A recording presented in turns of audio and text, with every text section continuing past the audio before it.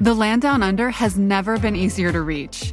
United Airlines has more flights between the U.S. and Australia than any other U.S. airline, so you can fly nonstop to destinations like Sydney, Melbourne, and Brisbane. Explore dazzling cities, savor the very best of Aussie cuisine, and get up close and personal with the wildlife. Who doesn't want to hold a koala? Go to united.com/Australia to book your adventure.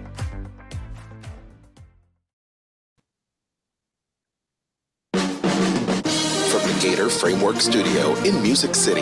It's the Dining at Disney podcast. Another thing about good food, it brings folks together, all walks of life. You'll discover all the best restaurants and food as you hungrily explore the Disney parks. Let's do this thing! The Dining at Disney podcast. Hello and welcome to the Dining at Disney podcast. I'm still not Kristen. I'm Kat. Kristen's still not feeling well. So she's not with us again this week, but we do miss her. Like I said, I'm Kat. I am a experiential producer. I am a film historian. I am so far behind on my reading list this year. It's only like the third week of January. I can't catch up already. Yes. I was going to say. I'm joined by. Yes, Aljon Go, lifelong Disney, Marvel, Star Wars fan, podcaster. And welcome to the show. If you haven't already, please make sure you like, share, subscribe, and click that notification bell when we post new content. We do that every week, twice a week for Dining at Disney podcast. And today, we've got a bunch of cool updates. We've got snacks, new snacks. We've got changes to Disney restaurants and menus, as well as what's coming to downtown Disney and what's being updated, as well as a shop closing, a restaurant closing. But Kat, I hope you had a great week. I know that we record 2 shows in one night, so you're gonna, so if you heard last week, we talked about our favorite concerts and stuff that are going on. But you're talking about being behind on your reading list. What are you reading? Right now, I'm reading book 6 in a series of murder mysteries that I've been enjoying. Okay. And I have the first 3 books in a series. They're the Tegan Frost novels. Oh, Tegan Frost, right? Yes, it's like Alias meets X-Men, or so it says. I haven't started them yet. Okay, very good. I have a lot of books out of the library right now. I don't know how they put up with me over there. No, that's good. That's good.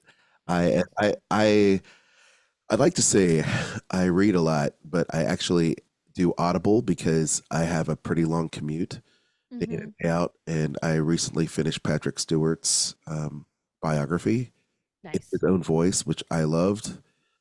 Big Star Trek fan, as you know. And I think Patrick Stewart is a gem. Sir Patrick Stewart, amazing. I am reading currently halfway through The Rise and Fall of the MCU. The rise of the MCU, not the rise and fall of the MCU, but the rise of the MCU. It's the Joanna Robertson one. That's right. Right? That's right. Yeah. I love her. She's great. Yeah, she's great. She put together a really great book. It's very in depth.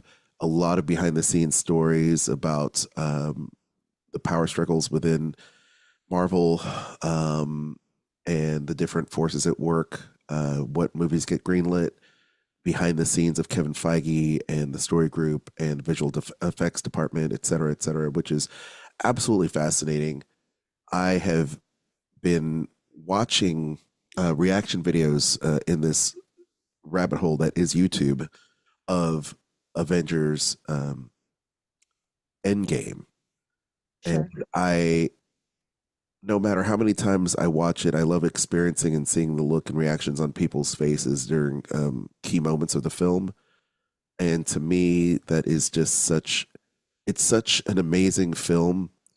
And it brings me back to, because you and I are both film lovers, you being more of a student of film and me being more of a consumer of film and media.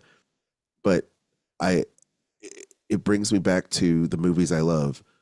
The Star Wars original trilogy, the Back to the Future movies, the Goonies, just stuff that I absolutely love. Karate Kid, just stuff that I love as just a boy growing up that I still love to this very day. And I feel that way about the MCU, especially the first 10 years of the MCU, because they are my childhood characters come to life. Um, Iron Man being my favorite superhero of all time.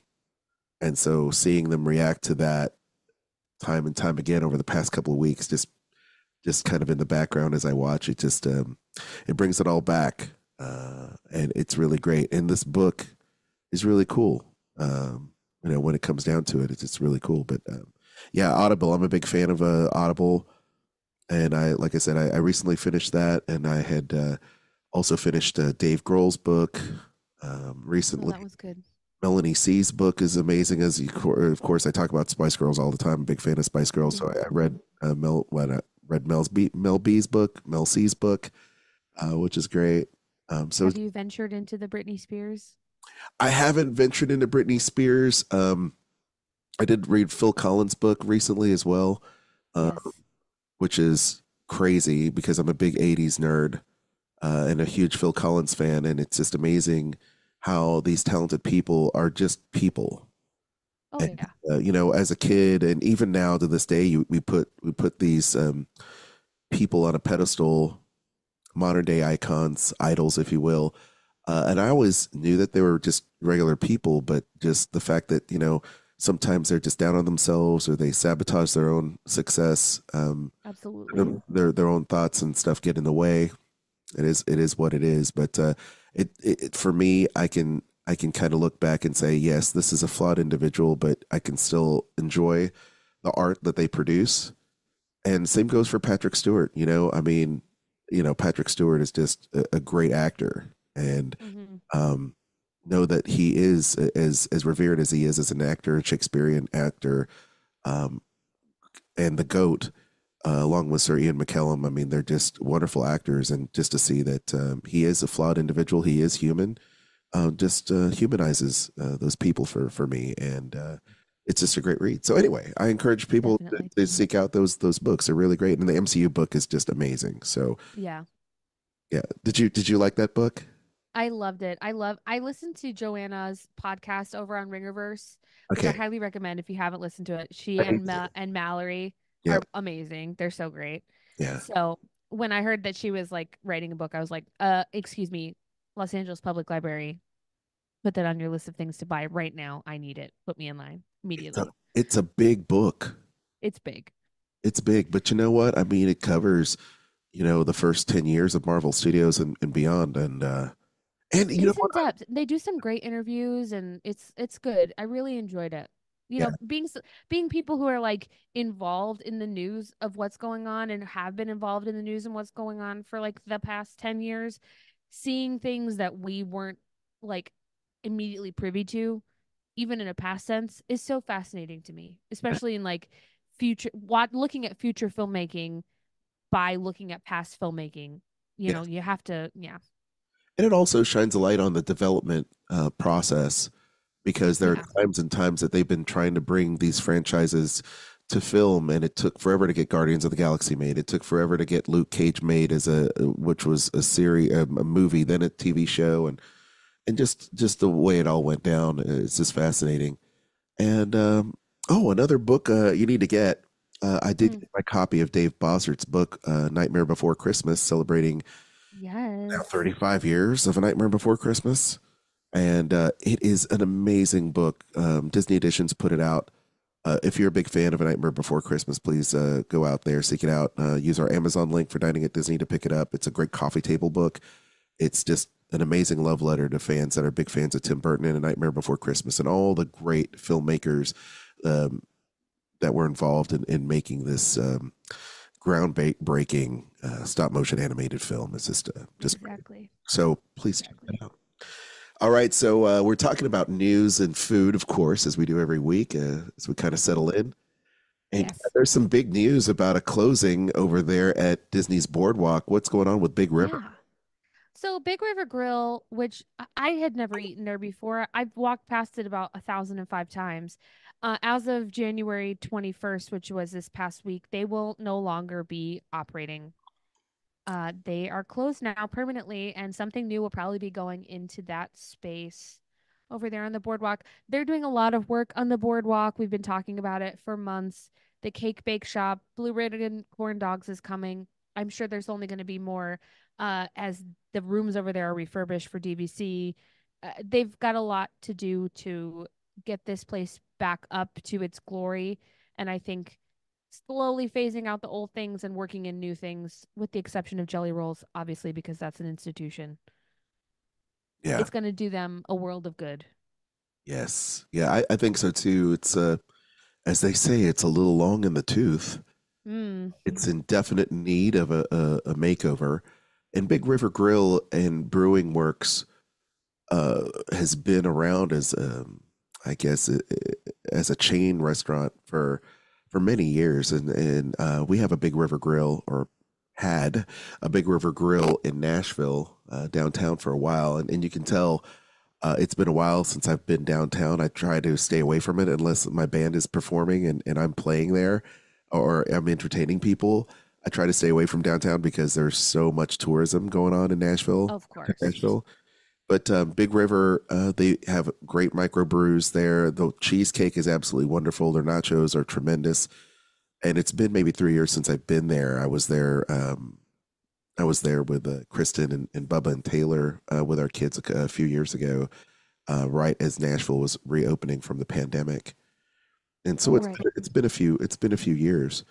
But yes, it's definitely long in the tooth and definitely a need for a makeover. So I'm glad it's kind of getting a facelift. And the good news is that Disney is offering employees too, from what I understand, an option to stay through the completion of the cleanup to remain on staff and keep their salary, so that they can work in whatever this new place is going to be. Um, so yeah, that's good. I'm glad they're doing it. You know. Yeah. Yep. Um, Yeah. But it just goes to show, you've been there a million times and you've never been inside, Cat. It's so true. I mean, I feel like if I ever went, I don't really get to the boardwalk as often as I would like, but if I go over there, it's always like it was to go to Cat Cora's place Yes. before that closed, Yep. or it was to go to Abracadabra, Yep. or to go to Jelly Rolls, of course. Yes. And those things are like later on in the evening. We've already had dinner. There's no really need to go in those places, but Yep. maybe they'll put something really interesting in. Who knows? Yeah. Well, I'm sure they will. Something that's great. Yeah. It's got a great theme, as Disney has been known to do. Yeah. Um, New snacks is another big headline right now over there at Walt Disney World. Kat, what's going on with these new snacks? So, also on January 22nd, it was National Polka Dot Day, Oh yeah. of course. And there are some limited time snacks you can get still. First up is the Minnie Mouse Kitchen Sink Sundae. So it's the Minnie Mouse version of the kitchen sink. You can get that at various resorts around the property. It, of course, comes in that little Minnie Mouse skirt kitchen sink. We love it. At Hollywood Scoops, you can get their version of the kitchen sink. It looks like it has a little red velvet macaroon, some popping boba, all the goodies that you could possibly want. Yes. The always available Minnie Mouse Dome Cake at Amaret's Patisserie that we talked about a couple weeks ago, that you can actually learn how to make Yeah. if you're so interested. And the Minnie Mouse Waffle Sundae at Marketplace Snacks at Disney Springs is back, Awesome. which I think is a big, big treat for people. They liked that one. It is. The Minnie Mouse Yeah. pants are really nice, and I do encourage that mini kitchen sink because it's got all the flavors I love. Hmm. So it looks delectable, of course. And who doesn't like Definitely. a good Minnie Mouse dome cake? Because I do. Gosh, I'm so jealous of anyone that can eat that or I'm go and so make it. I want to do that so bad. sorry, Cat. It's Yeah. okay. It's all right. I'll get over it. I'll get over it.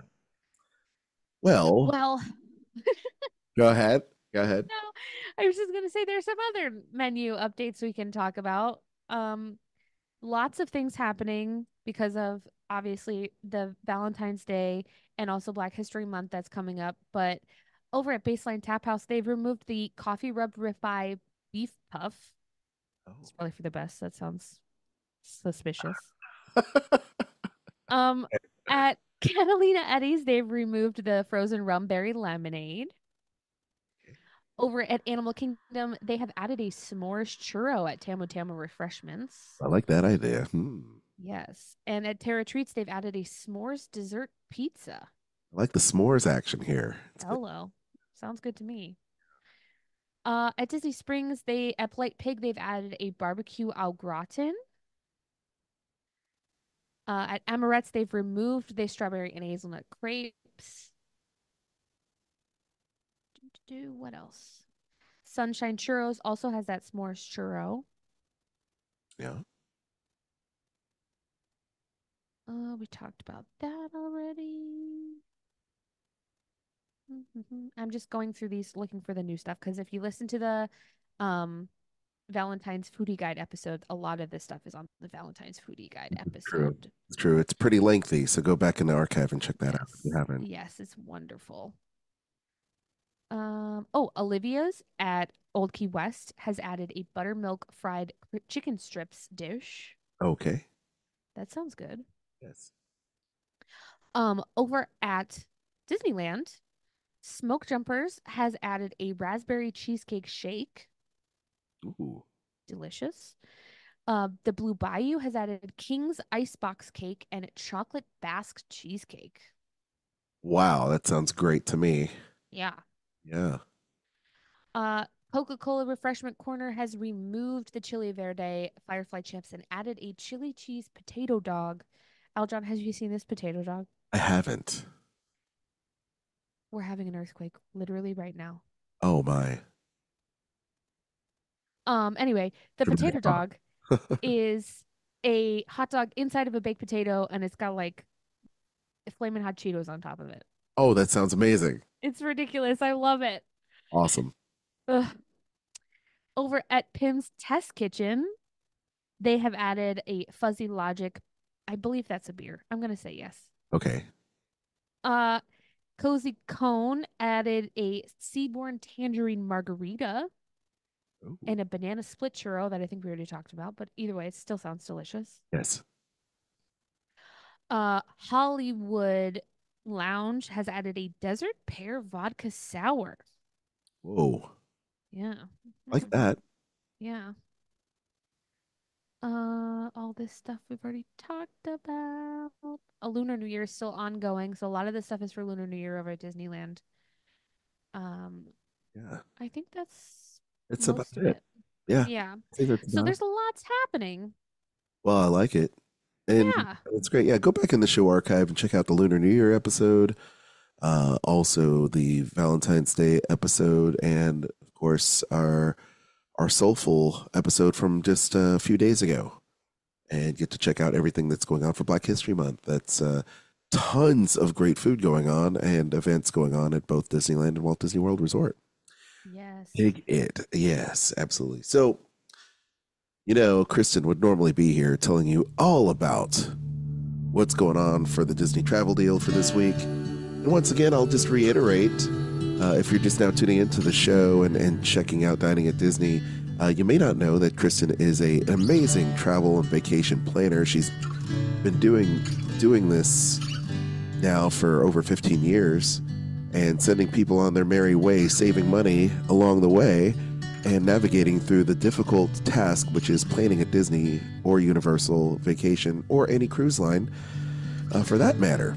And right now, there's a deal going on for Disney Plus subscribers where you can enjoy a free Disney dining plan when you purchase a 4-night, 4-day Disney World travel package. And Kristen has got you the hookup for that.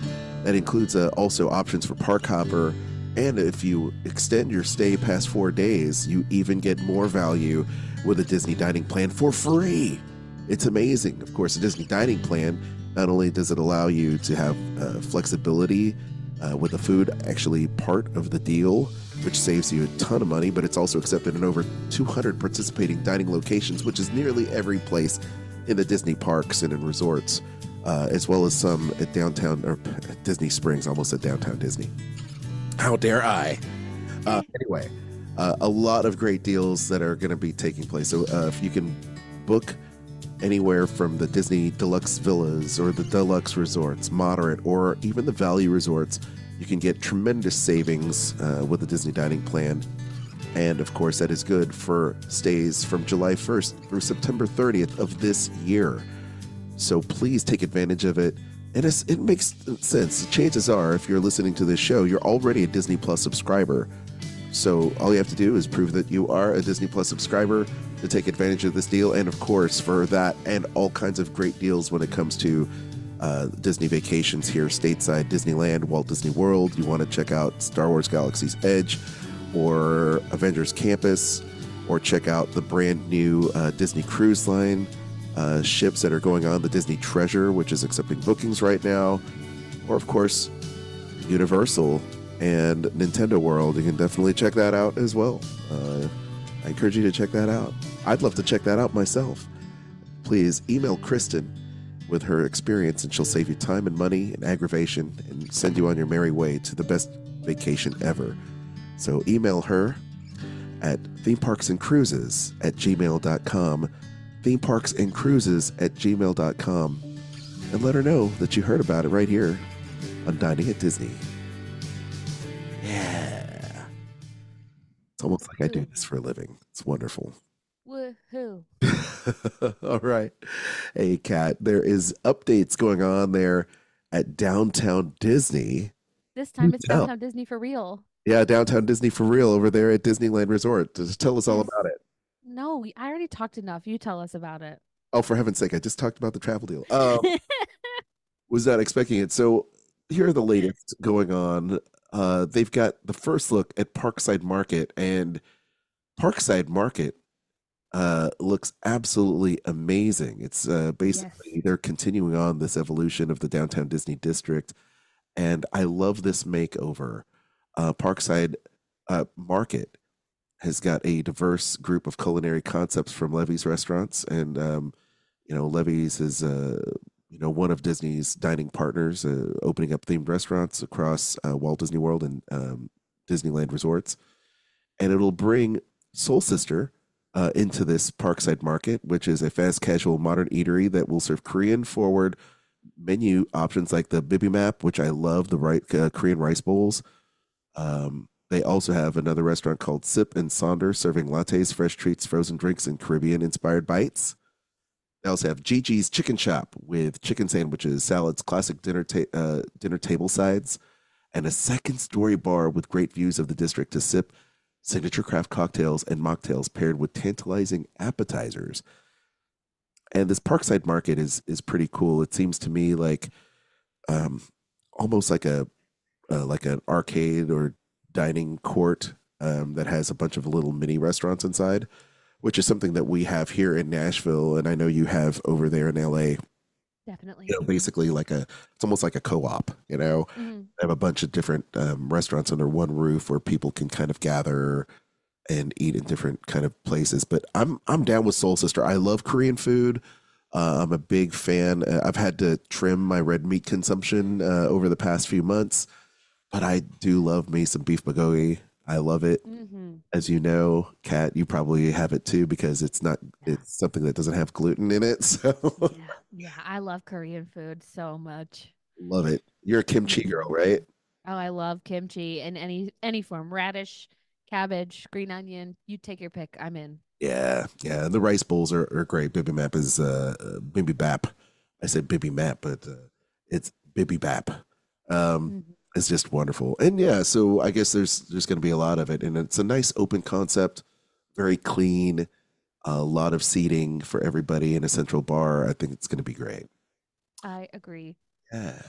And if you're fans like me of Earl of Sandwich, I am a big fan of Earl of Sandwich.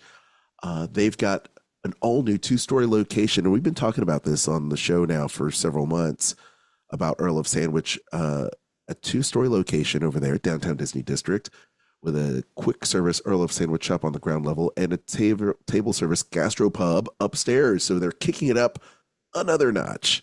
Mm-hmm. So they've got a temporary Earl of Sandwich pop-up opening soon near Star Wars Trading Post there at Downtown Disney. So pick that up, go over there, pick it up. You'll be able to get sandwiches as the original 1762. One of my favorites, the full Montague. And my absolute favorite, a holiday turkey sandwich, as well There's all their handcrafted wraps and salads and sweets. They've got great cookies, which the kids love. We have to add this because as soon as I found out, I was so excited for her. But right now, if you go to Earl of Sandwich at Downtown Disney, they are featuring some desserts made by the amazing Chef Barb over at B Sweets Oh, in Sawtell neighborhood. Her restaurant over there is amazing, and she makes ube cheesecake and pineapple upside down cake and a bunch of other things I can't eat, but at her brick and mortar, she makes a hollow hollow that is to die for. But you can get Chef Barb's sweets at Earl of Sandwich right now, and I highly recommend them. They're all delicious, especially right now during Lunar New Year. well, there you go. It's great. And Chef Barb, Filipino. She is. There you go. I mean, that's just the I'm Filipino Chinese, so I grew up with those dishes. The ube is amazing, and pineapple upside down cake is great. I've heard a lot about it. I've never eaten there, but I know about Chef Barb. As as a Filipino, it's like you have to know that, and like Jollibee. Those are like the two great places. Exactly. to know Exactly. about. Chef Barb, Big Boys, and Jollibee are all Southern California staples. I don't care what anyone says. They're amazing. So Yes, Jollibee's fried chicken. Yeah, check that out. And Goldilocks too, if you just happen to be in a Filipino bakery area too, if you're down with Filipino food. So Mhm. anyway, yeah, that looks absolutely amazing. The Earl of Sandwich, it sounds great. Um, now, Kat, this is great for you. A sneak peek at Paseo and Centrico, and then they're announcing uh, Tendita. I think it would be Tiendita, like a Yeah, little store. ah, Tiendita. Yes, a little. Yeah. That's right. So this is the center of the district. The new Paseo and Centrico and Tendita. Tendita. I'm so bad with this Spanish, but it's created by Michelin star chef Carlos Gaitan. And the Paseo upstairs dining room on the first floor of the Centrico Courtyard Bar and Restaurant will serve upscale Mexican cuisine and tequila-based cocktails. And Tenedita will offer the chef's Mexican heritage flavors on the go with street food. And that sounds amazing. Mhm. So please check that out. That sneak peek looks great. And I love the brightness and the openness of it. This is what taking over the Uva Bar, right, area. Mhm. Yeah. So yeah, that looks absolutely amazing. And of I course, agree. yeah, absolutely. Um, I love going to downtown Disney because being also a musician, I love seeing the live music that's there. There's all kinds of great stages and roaming musicians at downtown Disney, and now they've got downtown Disney live stage and lawn, and it looks great. Now you can dance and sing along to various genres of music, including Motown, rock, jazz, pop, and reggae. And you can check out, they've posted an entertainment schedule for seasonal and specialty performances throughout the year. So this is just once again another outstanding kind of metamorphosis taking place there at downtown Disney. And of course, they have all this the great restaurants and places that we love to talk about here on Dining at Disney, Ballast Point, um, Black Tap Crafts and Burgers, Naples, all those great places there. Um, I just happened to click on to the live entertainment link for downtown Disney. And while there are no events, they do have a live entertainment over there at the Splitsville and Atmosphere Entertainment over there at Downtown Disney Live. Yes, they're presenting the Wayu Band and Jazz Kitchen Music. So they do change those schedules there periodically. So you could always check out over there at the hours and events calendar for the Downtown Disney District. Just press that link and check out the calendar of entertainment and live bands performing. Mhm. So that's pretty awesome. Let's see, Kat. Is that it? I think that might be it. It's a lot. Wow. We're Yeah. knocking it out. I tell you.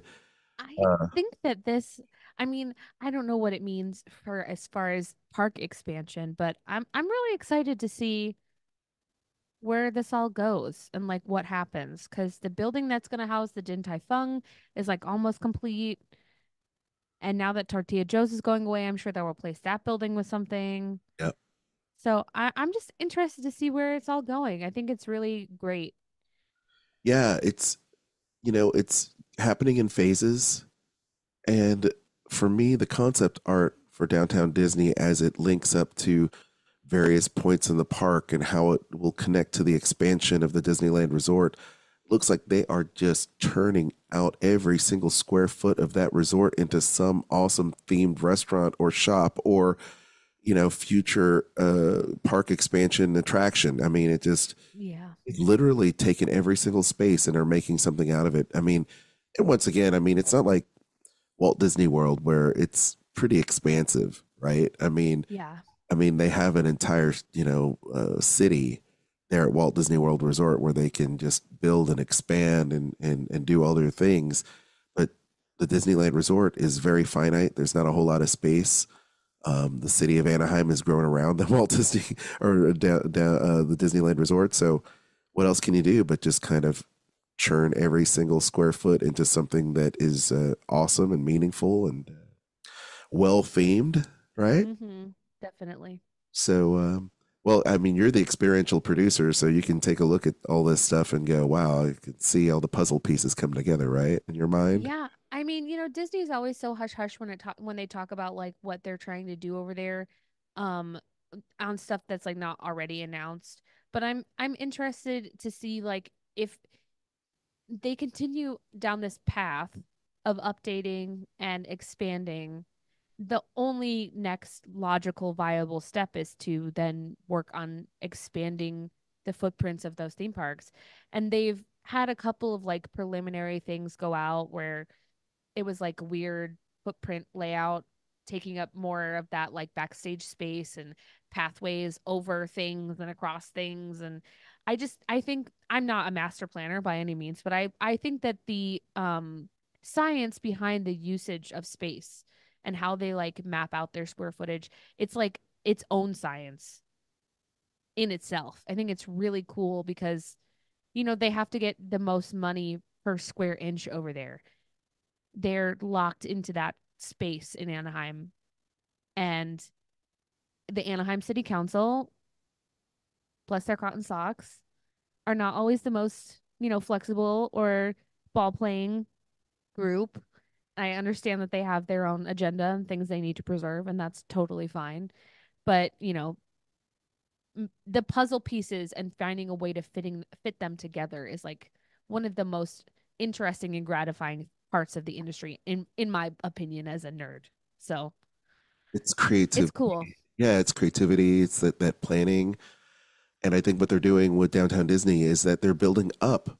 And I feel like that's great. I mean, give us multi-level experiences, rooftop dining, give us these multifaceted spaces that have different experiences within a larger venue, right? Mm-hmm. Exactly. Make use of that space and people won't mind. I mean, that's what it's all about. Like, how are you going to utilize the space? Let's build up and give people these multi-level experiences, and let's as they say, surprise and delight and super serve the audience, right? Exactly. And what they Exactly. want, because if you build it, they'll come in droves. Yeah, they will. Yeah, give us something to talk about on this program, which is awesome. So, hey, Kat, you and I did it. Two We shows did in it. a row, just you and me. I know Kristen is going to be on the mend, and so that is pretty awesome. Kristen, I So, miss you. we miss Be you. well, please. Yes, yes, she will. She's going to be great. It's going to be great. So, anyway, Well, thank you for listening. We hope you've enjoyed today's show. If you haven't already, make sure to like, subscribe, and hit the notification bell. Yeah. You are the reason we do the show, so please support us by sharing and giving us a 5-star review. And speaking of support, if you enjoy what we do, consider becoming a supporter on Spotify or shop our links: Amazon, Disney Store, Kingdom Strollers, Garden Grocer. You can find them at diningatdisney.com or, of course, in the show notes below. Aljon, tell everyone where they can find us. Of course, we're on all the social media, but mostly on Facebook. I feel like Sam the Eagle when I say that. We're on all the social media, but mostly on Facebook. Yeah. For Dining at Disney. We've got a great, thriving group there. It's super large. You can join it. It's absolutely free and interact with us. I encourage everybody to leave those 5-star reviews and leave us those voicemails. We want to hear your voice in an upcoming episode. Please do it. Of course, you can find me, AlJohnGo, on Instagram, the best place to connect with me, at AlJohnGo, ALJONGO. And you can check out my podcast with awesome, renowned, and award-winning author Dave Bossert, filmmaker, former Disney animator, and Disney Parks person over there at Skull Rock Podcast, wherever podcasts are heard. We talk about pop culture. We talk about film. We got to have Kat on to talk about film at some point. But we also interview Disney animators, filmmakers from across animation. People from Disney, of course, but also Sony Animation, Warner Brothers, Hanna-Barbera, Filmation. We talk to it's mostly about animation, and it's awesome. So check out Skull Rock Podcast. Another great podcast to check out would be Kat's. Eat the Pictures is there. The show archive is up, and if you once again, we talked about Kat's take on soul food, which is apropos for Black History Month. You can also check out the show archive because we talked about the Avengers and everything, and she definitely went in to talk about all the MCU films and food, which was awesome. What a great podcast that was for that. But check out Kat and her Instagram, Catastrophe, at CAT_ASTROPHE on Instagram. I think I spelled that right. Yeah. Yes, absolutely. And follow Kat on Instagram. Yeah. Well, like Aljon said, join our Facebook group if you haven't. And be sure to check out our friends, the Disney Dorks and the Sorcerer Radio Fun Zone. Sorcerer Radio can be found at srsounds.com and, of course, on their beautiful app. Until next time, I've been Kat. That's been Aljon. Bon appetit. The information and opinions expressed in this podcast are for entertainment and informational purposes. All other trademarks mentioned are the property of their respective owners.